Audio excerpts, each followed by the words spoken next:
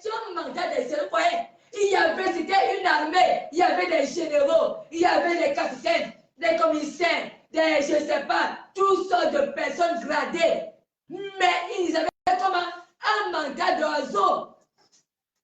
Mais David, qu'est-ce qui va se passer? David a eu comment Dieu a forgé son mental. Dieu a travaillé dans l'esprit de qui? De David. Les parents de David pensaient qu'en envoyant David comment en brousse s'occuper des moutons, ils étaient en train de le diminuer. Mais ils ne savaient pas que le Saint-Esprit de Dieu recrute des personnes qui ont souffert à l'Académie internationale de l'école de l'excellence. Tout le monde peut entrer dans cette académie. Ce sont des gens qui peuvent souffrir, endurer. Toi, tu as souffert comme moi. Toi qui as été méprisé. Ce sont des personnes qui ont souffert qui entrent dans cette académie. L'école de l'excellence du Saint-Esprit de Dieu. Les paresseux, les personnes qui sont découragées n'entrent pas là-bas. Ici, David dit ceci. David dit à Saül, ton serviteur faisait perdre les brebis de son père. Et quand un lion ou un ours venait enlever un du troupeau, je courais après lui et je le frappais. Il dit, il frappe le lion, il frappe le loup. Je le frappais et je l'arrachais et j'arrachais la brebis de sa gueule.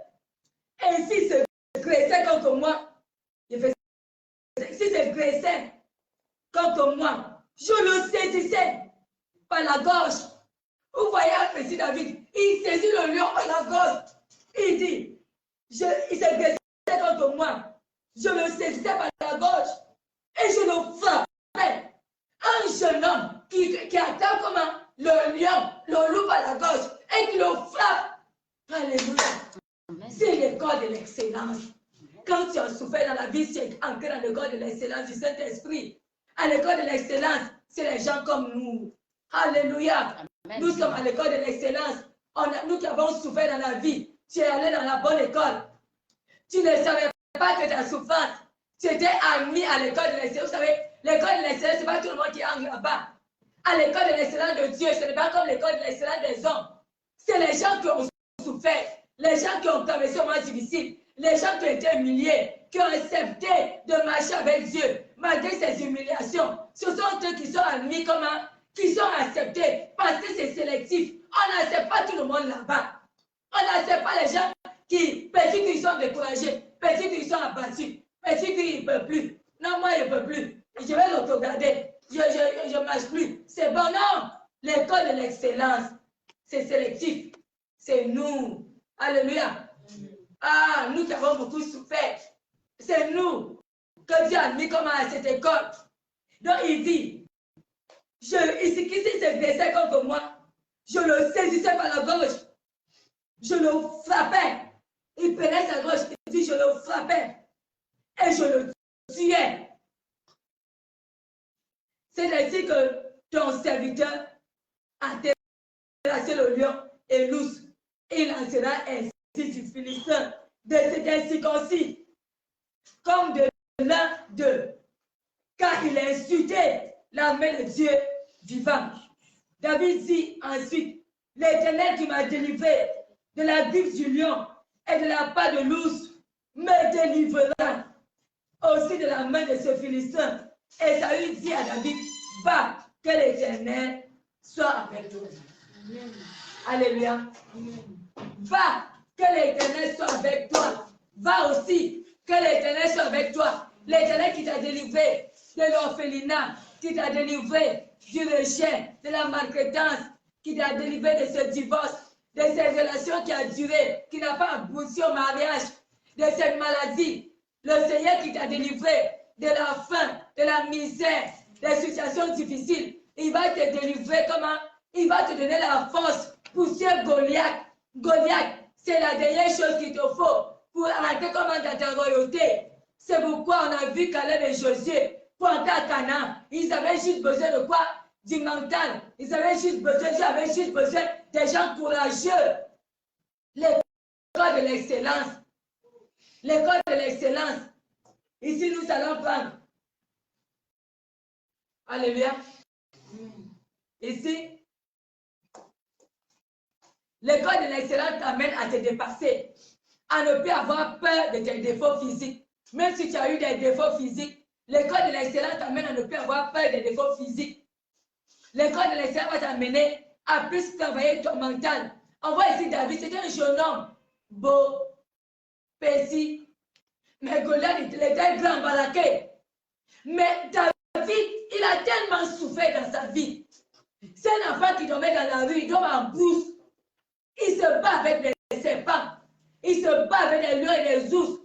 Il a traversé le monde difficile. Toutes ces situations difficiles que tu as traversées depuis ton enfance jusqu'à ce jour. Dieu t'a formé, Dieu est en train de te former. C'était à l'école du Saint-Esprit, l'Académie internationale des gens excellents. Ça, c'est l'école du Saint-Esprit. Cette école-là, on ne paye pas avec l'argent. Ah, les gens qui ont eu une meilleure vie ne peuvent pas payer ça. Alléluia. Parce que cette école-là, c'est les gens qui étaient comme en mesure, comme nous. Là. On était mesure, nul, 0, 0, 0. C'est nous que Dieu a mis comme à l'école de l'excellence. Parce qu'on a cru que les zéros, on peut être comme des zéros. L'école de l'excellence. Donc ici, alléluia. Amen. Donc la parole de Dieu nous dit, dans Jean 10, 10, il dit, le diable ne vient que pour dévorer, égorger, détruire. Mais Jésus est venu afin qu'on ait comment la vie et qu'on ait comment la vie en abondance.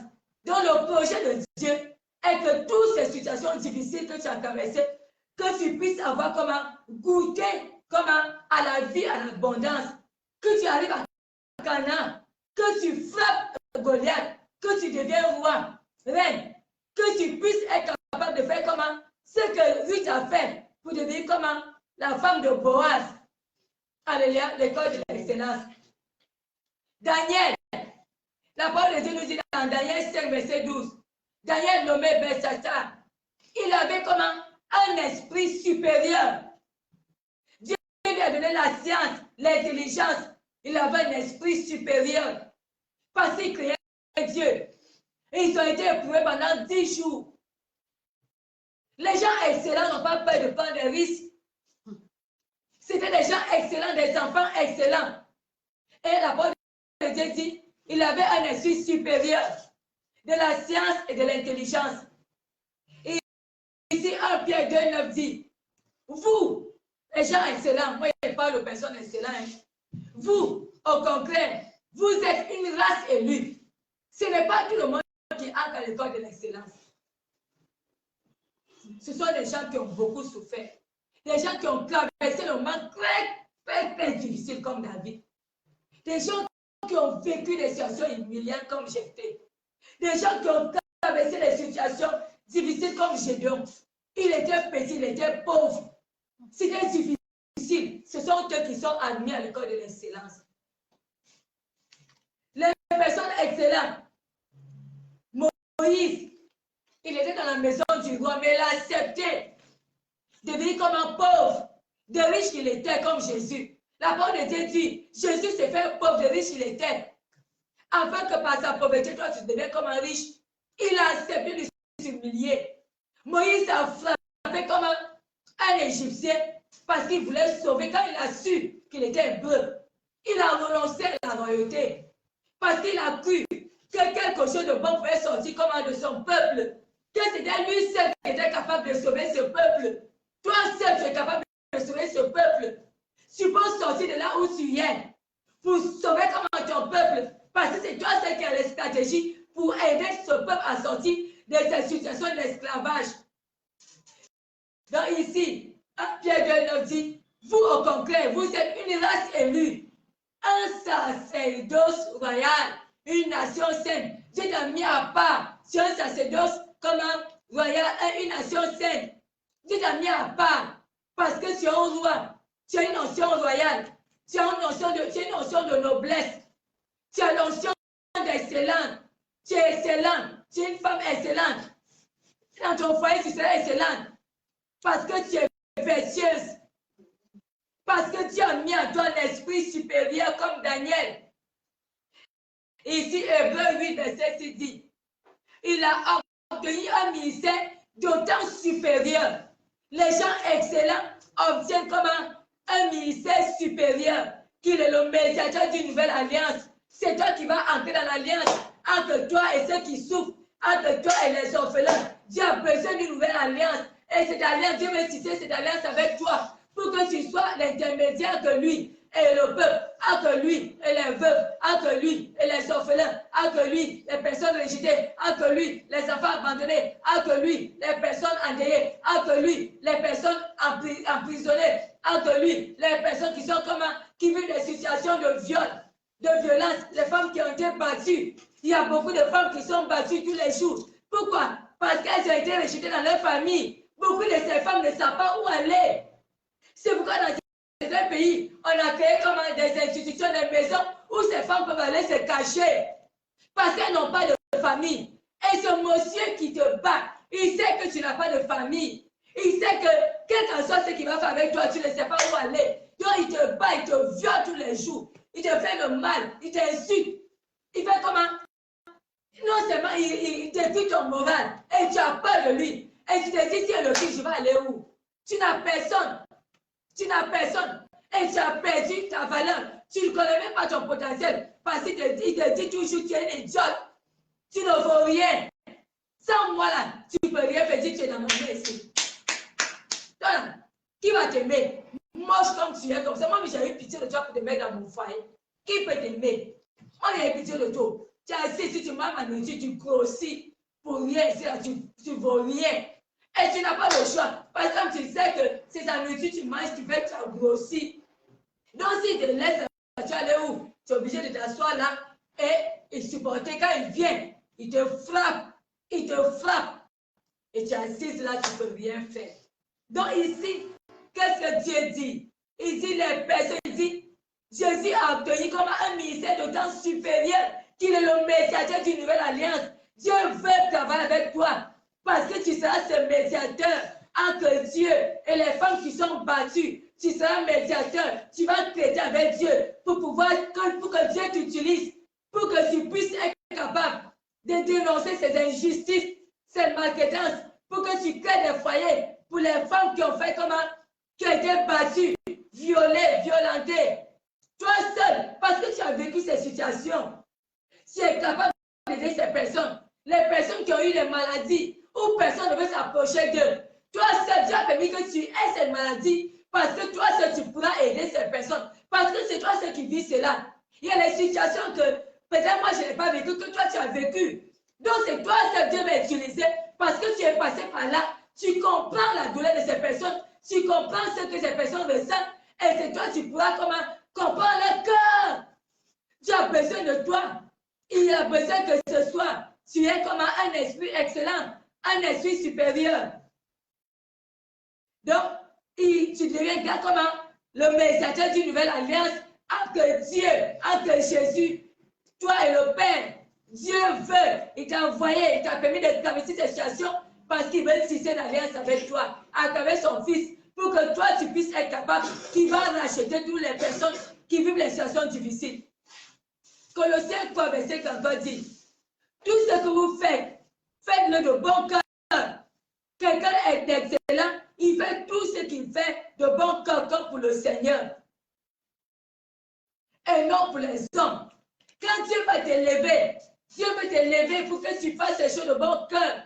Pas pour plaire aux hommes, pas pour montrer aux hommes que tu as réussi, mais pour le Seigneur. Si tu veux aider les veuves, il faut le faire non pour toi, mais pour le Seigneur. Ici, Pierre dit ici, 1 Pierre 2, verset 12 dit, ayez au milieu des païens une bonne conduite. Dieu voudrait que tu aies comme une bonne conduite au milieu de qui? Des païens. Au milieu des païens. On parle toujours des gens excellents. Et je vais prendre ici, j'aime beaucoup un verset. Philippiens 3, 8. Alléluia, Philippiens 3, 8. Amen. On va le lire ensemble. Je l'ai écrit, mais je préfère le lire. Ça va tous aider. Philippiens 3, verset 8. Donc la parole de Dieu dit, et même, je regarde toutes choses comme une paix. Alléluia. Je regarde toutes choses comme une paix. À cause de l'excellence de la connaissance de Jésus. J'ai lu ce verset chaque fois. Chaque fois, et ce verset m'a tellement fait du bien. Donc il dit ici, mais ces choses, alléluia. Amen. Alléluia. Amen. Mais ces choses qui étaient pour moi des gains. Ces choses qui étaient pour moi des gains.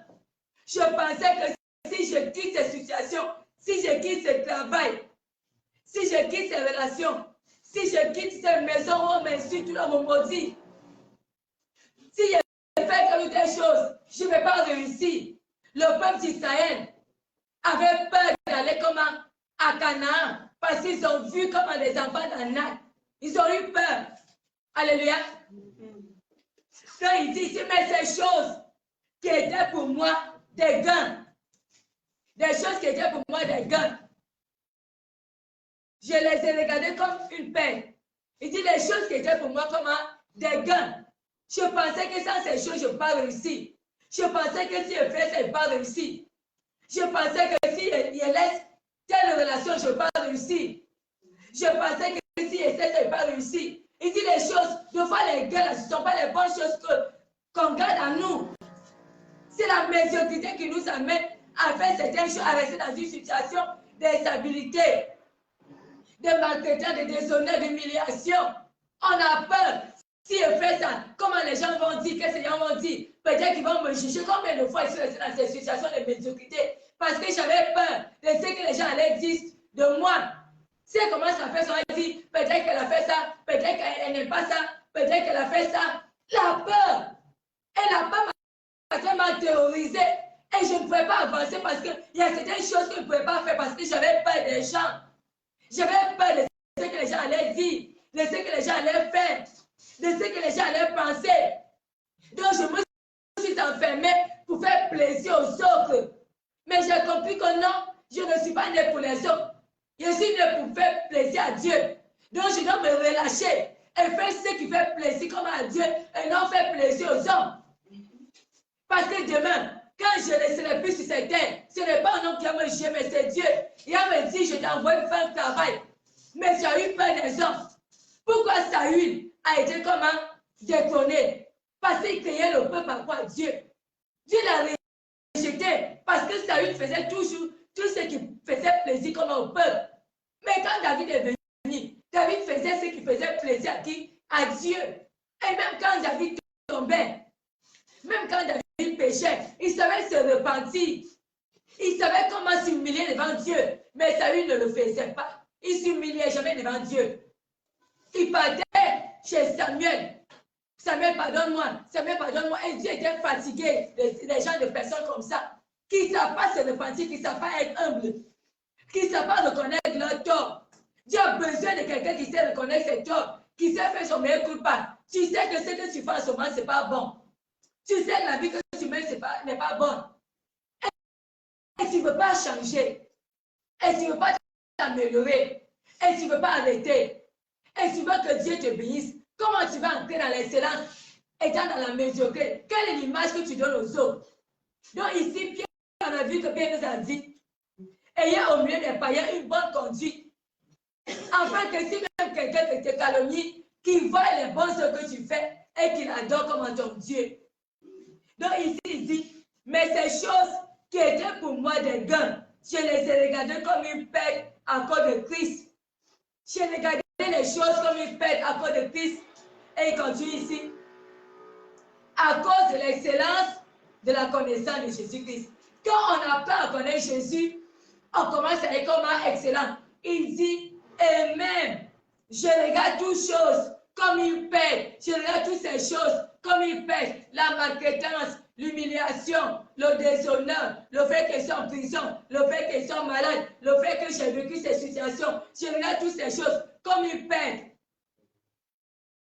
À cause de l'excellence de la connaissance de Jésus-Christ, à cause de la connaissance, à cause de l'excellence Donc ici, le fait de connaître Jésus est commencé excellent à cause de l'excellence de la connaissance de Jésus-Christ, à cause de l'excellence de la connaissance de Jésus-Christ pour mon Seigneur, pour lequel j'ai renoncé à tout.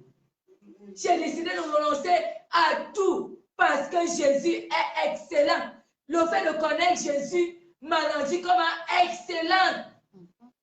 Et ici, il dit excellent.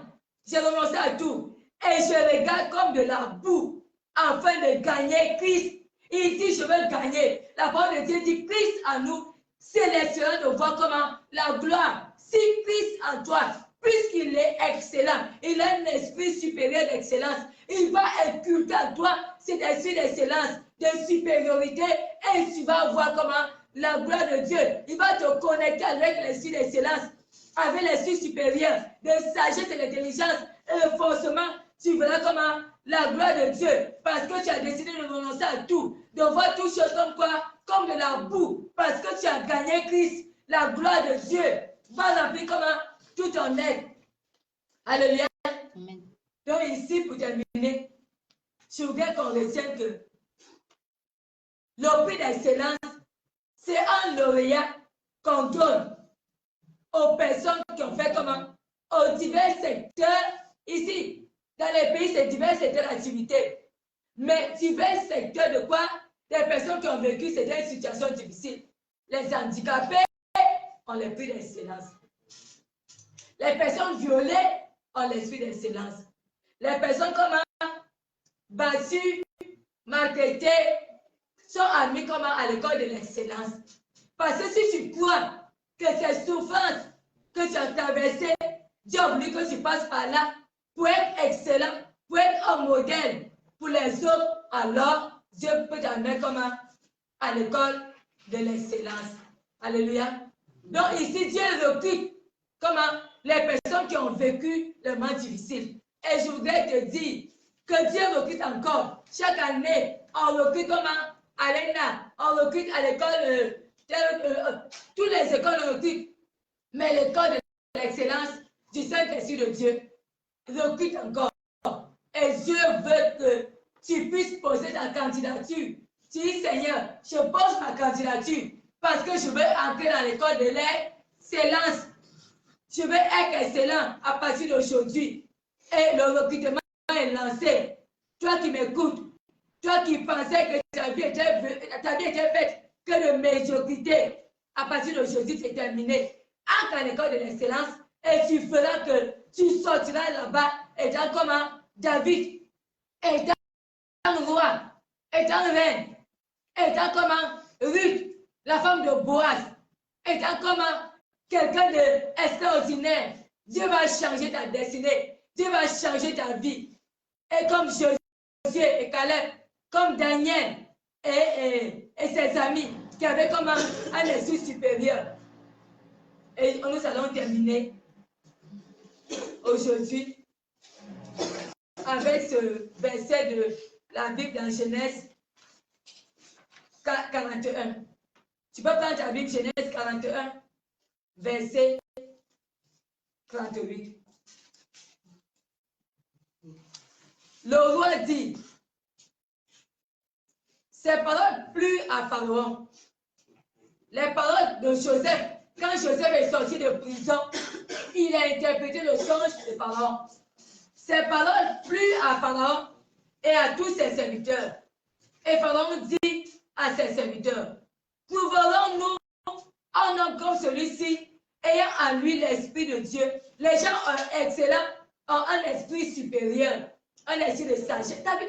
Joseph était sage.